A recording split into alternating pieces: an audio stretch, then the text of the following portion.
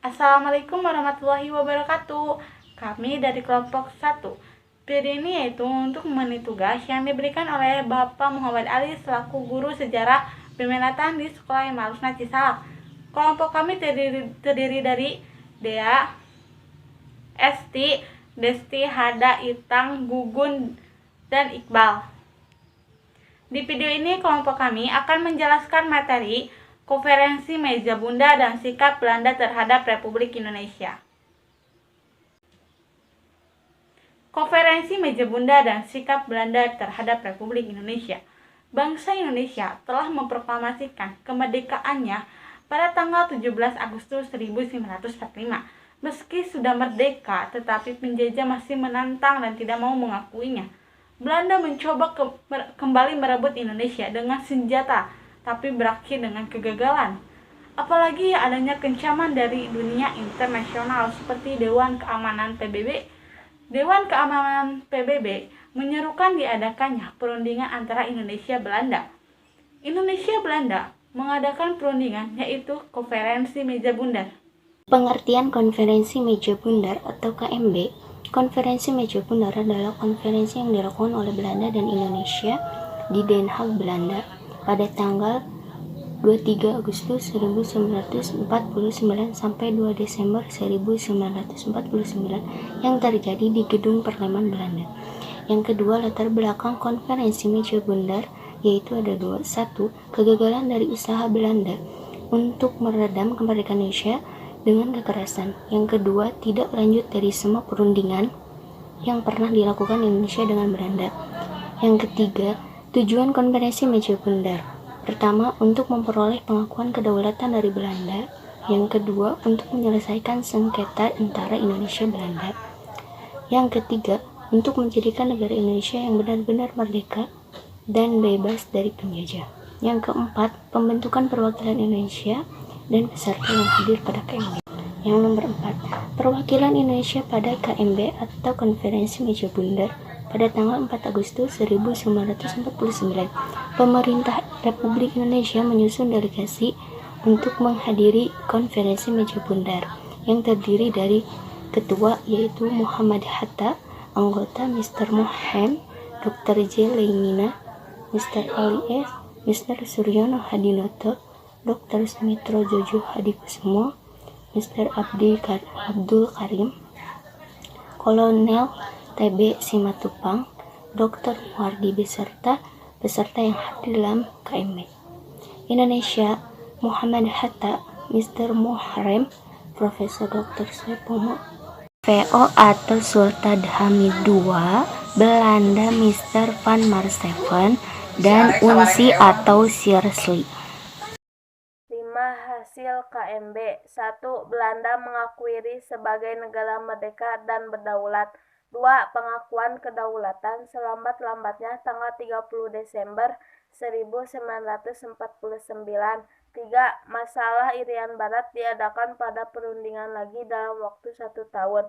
4. Antara RI dan Kerajaan Belanda akan diadakan hubungan uni Indonesia-Belanda yang dikepalai Raja Belanda. 5. Kapal-kapal perang Belanda akan ditarik dan beberapa korvet akan diserahkan ke RI. 6. Tentara Belanda ditarik mundur. Dengan catatan para anggota yang diperlukan dimasukkan dalam kesatuan TNI. 6. Dampak KMB positif dan negatif. Positif, Belanda mengakui Indonesia atau penyerahan kedaulatan. Konflik Belanda dan Indonesia dapat segera diakhiri dan pembangunan dapat segera dimulai. Sedangkan dampak negatif, Irian Barat belum menjadi bagian dari Indonesia atau menjadi bagian Indonesia kembali pada tahun 1969. 7. Alasan Belanda menunda penyerahan Irian Barat. 1. Irian Barat kaya akan bahan tumbang. 2. Irian Barat akan dijadikan sebagai basis penyerahan agama Kristen di wilayah Asia Pasifik. 3. Menjaga kehormatan Belanda di mata dunia. 4. Irian Barat ingin dijadikan sebagai negara boneka Belanda. 5. Penyerahan kedaulatan. 8. Sikap Belanda terhadap Republik Indonesia. pasca Indonesia memproklamasikan sebagai negara yang merdeka dan berdaulat.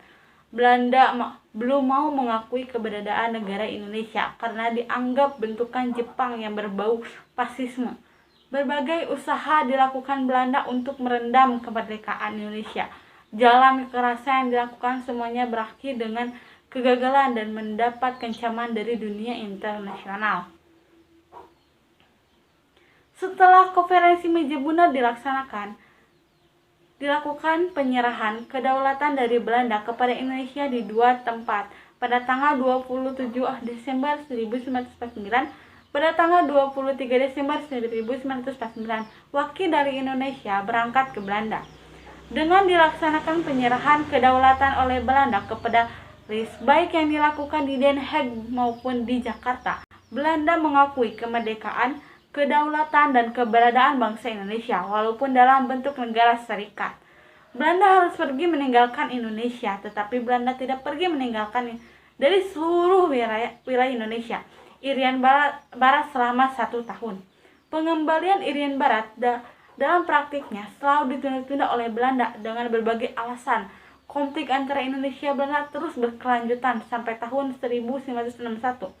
Setelah PBB turun tangan untuk menyelesaikan konflik Indonesia-Belanda mengenai masalah Irian Barat, untuk mendapatkan kembali Irian Barat, pemerintah Indonesia melakukan berbagai upaya perjuangan sejak tahun 1950 dan puncaknya pada masa demokrasi terpimpin. Dalam upaya untuk mengembalikan Irian Barat ke pengakuan wilayah negara Republik Indonesia, mula-mula pemerintah Indonesia melakukan perjuangan dengan cara diplomasi lewat berbagai perundingan, diantaranya sebagai berikut. 1. Perundingan bilateral antara Indonesia Belanda dalam Iklan Uni Indonesia Belanda antara tahun 1950 sampai 1953, tetapi Belanda selalu menolaknya hingga gagal. 2. Pemerintah Republik Indonesia berupa memasukkan masalah Irian Barat dalam agen pembicaraan Konferensi Asia Afrika tahun 1955 di Bandung. Upaya ini berhasil di mana pemerintah Indonesia mendapat dukungan politik dari negara-negara peserta Konferensi Asia Afrika. Kemudian dilakukan perjuangan diplomasi lewat lembaga PBB. Pemerintah Republik Indonesia berupa memasukkan masalah Irian Barat dalam agen pembicaraan dalam Sigan Dewan Keamanan dan Sigan Umum PBB. Namun upaya ini selalu mengalami kegagalan karena selalu digagalkan oleh Belanda dan tidak mendapatkan dukungan dari negara-negara barat yang merupakan sekutunya. 4. Pemerintah Republik Indonesia membatalkan secara sepihak dengan Belanda yang diumumkan melalui video Presiden Soekarno yang terjudul Jalannya Revolusi Kita bagaikan malaikat turun dari langit. Jarek di halaman Islam negara pada perayaan harus ulang tahun kemerdekaan Indonesia tanggal 17 Agustus 1960. 5. Presiden Soekarno menyampaikan masalah Irian Barat dalam pidatonya di depan Majelis Umum PBB yang berjudul Tobulid Tais pada tanggal 30 Desember 1960. Upaya-upaya cara damai yang ditawarkan pemerintah Indonesia lewat diplomasi tidak mendapatkan tanggapan dari pemerintah Belanda yang menganggap masalah Irian Barat sebagai masalah koloni yang akan diberi kemerdekaan. Akhirnya, bangsa Indonesia meningkatkan perjuangannya dengan melakukan tindakan konferensi ekonomi terhadap semua aktivitas perekonomian Belanda di Indonesia dengan jalan sebagai berikut. Pemerintah melakukan aksi-aksi pemogokan kepada buruh-buruh yang bekerja di perusahaan-perusahaan Belanda mulai tanggal 2 Desember 1957. Sejak tanggal 2 Desember 1957, pemerintah Indonesia melarang beredarnya semua terbitan dan film yang menggunakan bahasa Belanda, melarang pesawat terbang milik maskapai penerbangan Belanda KLM untuk mendarat dan terbang di atas wilayah Republik Indonesia. 3. Sejak tanggal 5 Desember 1957, pemerintah Indonesia meminta semua kegiatan perwakilan konsuler Belanda yang ada di Indonesia diberhentikan dan ditutup.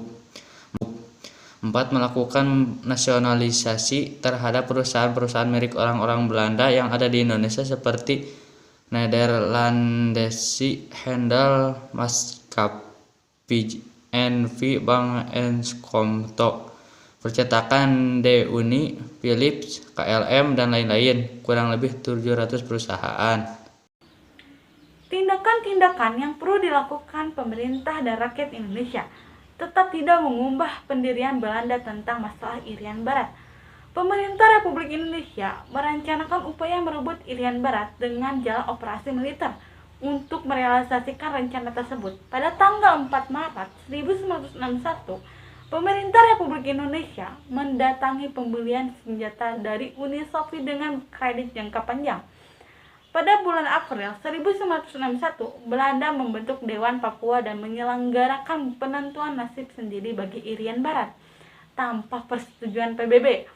Belanda juga mengirimkan kapal induk Karel Doorman ke Irian Barat pada bulan Agustus 1961, disampaikan memperkuat angkatan udara dan angkatan daratnya. Irian Barat melihat gelagat tersebut, terpaksa pemerintah Republik Indonesia menggunakan jalan kekerasan, yakni dengan kekuatan militer. Pemerintah Republik Indonesia merencanakan upaya merebut Irian Barat dengan jalan operasi militer. Setelah direncanakannya Trikora pada tanggal 19 Desember 1961 yang berisikan sebagai berikut. 1. Gagalkan pembentukan negara boneka Papua buatan kolonial Belanda. 2. Kibarkanlah bendera merah putih di Irian Barat, tanah air Indonesia. 3. Bersiap untuk mobilitas umum untuk mempertahankan kemerdekaan dan kesatuan tanah air dan bangsa. Guna melaksanakan operasi militer dalam rangka perwujudan Trikora pada tanggal 2 Januari 1962, Presiden Soekarno membentuk Komandan Mandala Pembebasan Irian Barat dan menunjukkan Maijen Soeharto sebagai panglimanya. Tugas Komando Mandala adalah pengembalian Irian Barat ke Perangkuan Bumi Pertiwi Indonesia dengan jalan infiltrasi dan konsolidasi. Dengan dicanangkan Trikora dan dibentuknya Komando Kandala, dimulailah sebagai pertemuan antara Indonesia dengan Belanda di wilayah Irian dan sekitarnya. Melihat kejadian ini, atas usulan diplomasi Amerika Serikat, L. Bunker agar PBB turun tangan untuk negara menyelesaikan masalah Indonesia Belanda tentang Irian Barat. PBB berhasil membawa Belanda dan Indonesia ke meja perundingan New York dengan menghasilkan perjanjian New York. Berdasarkan perjanjian New York, tanggal 15 Desember 1962, Belanda harus meninggalkan Irian Barat. Dengan demikian, Belanda harus angkat kaki dari wilayah Indonesia dan tidak ada lagi tentara atau pemerintah kolonial Belanda di Indonesia. Untuk sementara waktu, Irian Barat diserahkan kepada badan bentuknya PBB. Untuk Irian Barat, United Nations Affairs. Alah, geus lah.